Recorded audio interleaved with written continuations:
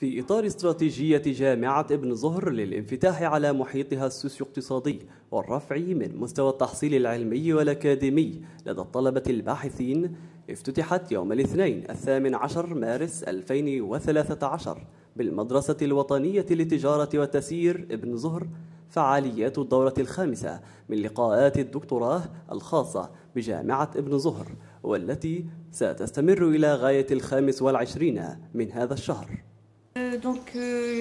La cinquième édition des doctorales concerne les doctorants de l'université Ibn Zohr.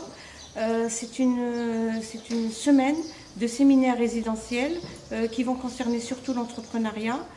Durant cette semaine, les doctorants qui ont été sélectionnés, nous avons eu de très nombreuses demandes, mais nous n'en avons sélectionné que 32, 16 filles et 16 garçons, sur la base de leurs projets innovants. Durant cette semaine, ces doctorants vont suivre des ateliers qui vont être dispensés par des personnes du cadre du milieu socio-économique. Il est vrai que cette rencontre est une opportunité parce que d'abord on y convoque les promoteurs, les responsables du milieu socio-économique et social pour assurer justement ce lien et ce pont, pour ainsi dire, pour jeter le pont entre l'université à proprement parler et la recherche scientifique qui émane de ces doctorats et ce milieu socio-économique. الدورة الخامسة للدكتوريال والتي تنظم هذه السنة تحت شعار استراتيجية لإدماج الطلبة الباحثين في الحياة العملية،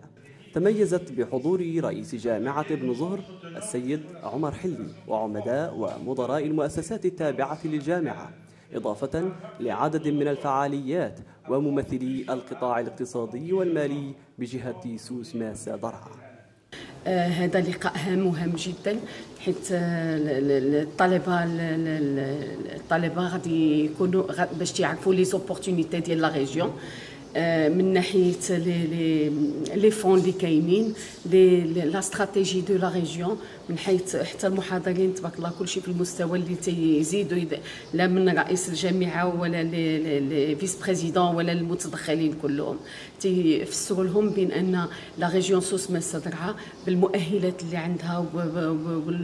لي فون اللي عندها راه تيمكن لهم يمشيو بعيد في دون لو كادر دو لونتربرونيا. تهدف هذه الأيام الدراسية إلى الإسهام في التنمية السوسيو-اقتصادية على مستوى جهة سوس ماسة درعا وكذلك على المستوى الوطني، من خلال تأهيل الطلبة الباحثين لولوج سوق الشغل وتشجيعهم على روح المبادرة وخلق مقاولات تتسم بالجودة والاحترافية، وذلك من خلال تنظيم تكوينات تكميلية لفائدة الطلبة في كيفية خلق مقاولة وتنمية قدراتهم في مجال تدبير المقاولات. J'ai des intérêts derrière bien sûr cette expérience. Premièrement, c'est la formation, c'est l'orientation du coach, c'est comment dit une idée bien sûr qui m'a venue comme ça, comment je vais l'appliquer, je vais la concrétiser sur le plan. عبارة عن حلقة وصل ما بين السوق الأكاديمية اللي كاينة بالنسبة لدكتورون في جامعة ابن زهر، وكذلك بالنسبة لسوق الشغل للانفتاح على لي بيزوان ديال سوق الشغل لمعرفة المتطلبات اللي كينتظرها سوق الشغل من هاد الطلبة اللي تخرجوا من دابا